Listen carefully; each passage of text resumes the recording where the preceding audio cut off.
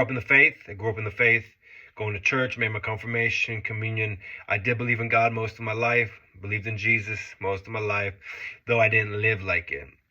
I believed God was there. I believed in Jesus. I prayed a lot throughout my life, but I did not follow Jesus. I did not understand the Bible, did not understand the power of it. I did not understand the truth of the gospel, the good news of what Jesus Christ did for us and why he had to do that, and why God sets standards and guidelines for us, because we are going to self-destruct if we are left to our own devices. If we are cut off from the source, which is God, and we're left to do what we please, we will self-destruct sooner or later. I'm 36 years old. I have been a drug addict most of my life. From the age of 15, I started smoking cigarettes, started smoking weed, became a pothead like instantly. Used to smoke weed every single day for as long as I could remember. From the age of 15 to the age of like 21, which I quit for a short period of time, couple years, went back to smoking weed all the way till I was like 33, I believe, 34. Yeah, but that's just the tip of the iceberg.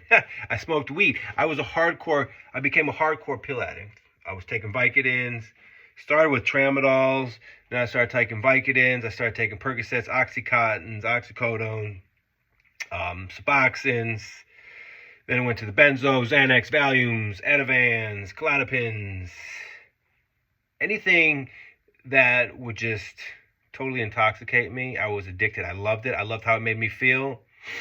But it destroyed me. It destroyed my life, my health back then. On top of all that, I still drank and did other drugs as well. I was lost for so long, though I believed in God, but I did not know the power of God. I was so lost. It's crazy to think about. I'm 36 years old. Like I said, I have been sober from prescription pills since 2014. I've been sober from alcohol 2015, and I've been sober from weed from 2020. Quit cigarettes back in 2016. I haven't done any other drugs since 2014. Besides the ones I named. I was a sex addict, porn addict, watching porn. I'm 100 days clean from pornography. Man, I was lost. It's a battle. It is a battle.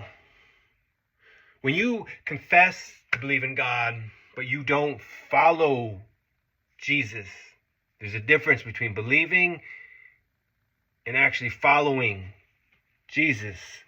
And I believe, but I did not follow. I was sitting on the throne of my life. I did what I wanted. I felt bad about what I did. In a lot of cases, things that come with being a drug addict, the lying, the stealing, the thieving, the manipulating, the ruining relationships, the picking drugs and getting high over family members, people who love you the most, and you'd screw them over time and time and time again and lie to their face and say, I never did that, I would never do that, but you did it, and you kept on doing it and doing it and doing it, because the drugs just totally manipulated your mind. And that's exactly what the devil comes to do. He comes to kill, steal, and destroy. And that's what he does. He comes off thinking, this is all great at first, but he just keeps on digging a hole, and you keep falling. Man, I was messed up. I should not be here. A, I should be dead. B, I should be incarcerated. I don't know how, other than the grace of God, that I am still here, alive, to share this message. I still struggle. With wanting to get high sometimes. And that's the fleshly nature in me. I mean, it's just, I know I love Jesus with all my heart, and I follow him. And he has made my life so much better. I still struggle with so much. I still go through a lot. When you follow Jesus, let's get this straight. He doesn't promise all your problems are going to go away, but he does promise to be with you through it. And he does strengthen you for these challenges. But I still struggle with depression. I still struggle with my anger and my lust. I struggle with so much stuff. And I'm getting better, slowly. But when you think about it, you take years and years and years of filth just infiltrating your mind and poisoning you from the age of 15 years old when you're exposed to pornography. Earlier than that, actually, pornography was earlier than that, and lusting over women. That stuff just totally rots your brain, and it rewires your brain. And now Jesus is renewing your mind day by day. But Apostle Paul also said it's a battle between the flesh versus spirit once you're a believer and a true follower of Christ. It's a battle. You do find yourself, because it's your sin nature, you're still drawn to those things, especially those things you expose yourself to in the past. The devil keeps trying to call you back. Remember me? Don't you miss me? Remember the fun we had? And you have a habit of forgetting the bad things that came with the drugs, and all you think about it is the good times, and you almost want to go back to those. Like, those were the glory days. Why do I think those were the glory days?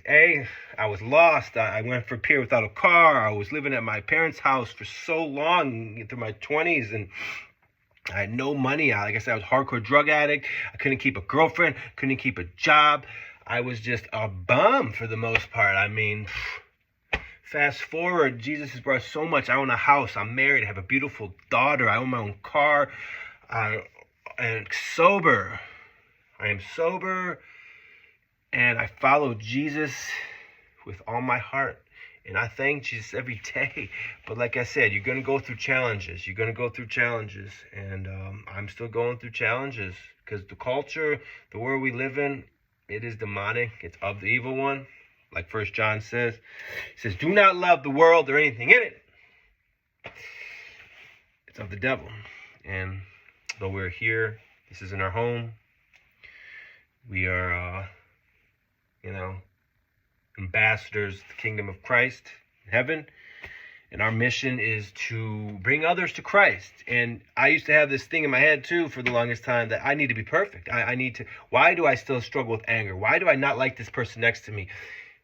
And I know the Bible teaches also that people will know you're a follower of Christ by the way you love others. And that is very true. But just because you still have problems with people, deal with anger towards people, it does not mean that you don't believe and follow Jesus Christ. This is a struggle. And you will get better at this in loving other people and not lusting over women. Got to put on the armor of God. It's a fight. It's a daily fight. Some days are great.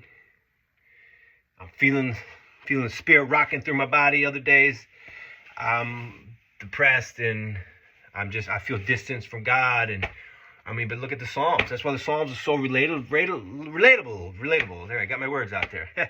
It's so relatable because, how many times is David just yelling out, not understanding, being angry, being confused, being sad, and just crying out to God, why? How come this?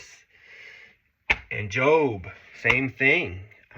God knows, God understands. He wants us to come to him. You think he can't handle us yelling at him for a minute, not understanding it? Of course he can handle it.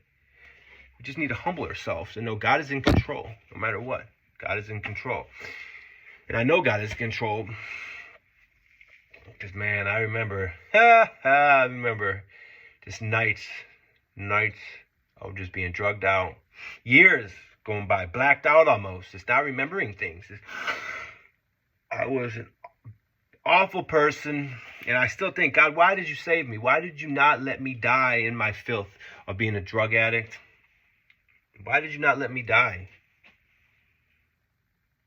Because you redeemed me. You redeemed me to let people know. And I'm not the best at talking, giving speeches and stuff, but I have a passion to let others know. Whether you're a drug addict now, whether you're a porn addict, that you can overcome this with the power of Jesus Christ and the Holy Spirit. If you let the Holy Spirit take control of you and you walk in step with the Spirit day by day, you can overcome this. I promise you. You need a spiritual transformation, behavior modification. There will always be some other thing to interject, some other thing that is going to come up and you're going to idolize, and it's going to be the next thing that you beat your drum to. A spiritual transformation And only in Jesus Christ can that happen. He's the only one that can change your heart. That's what the world needs. The world needs the gospel. We are reaching for this and reaching for this and reaching for this, but everyone is missing the point, and that's the heart. And Jesus can change the heart. Now, God bless you guys. I love you all. You could overcome this. Jesus overcame the world. Jesus overcame the world. And so can you through Jesus Christ.